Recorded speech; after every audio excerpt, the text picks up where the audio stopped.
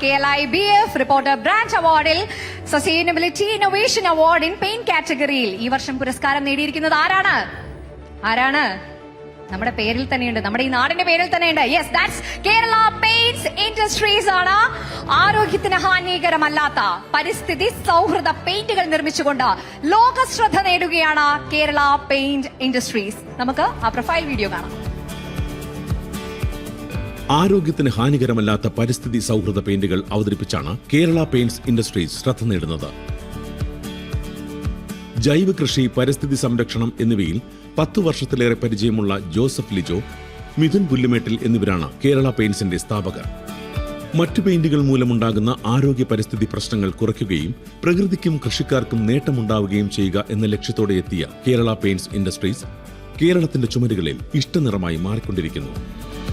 Rubber research institute of ഇന്ത്യയുമായി ചേർന്ന് വികസിപ്പിച്ച നാച്ചുറൽ റബ്ബർ ലാറ്റക്സ് അധിഷ്ഠിത പെയിന്റ് ടെക്നോളജി കേരള പെയിന്റ്സിന്റെ മികച്ച സംഭാവനയാണ്.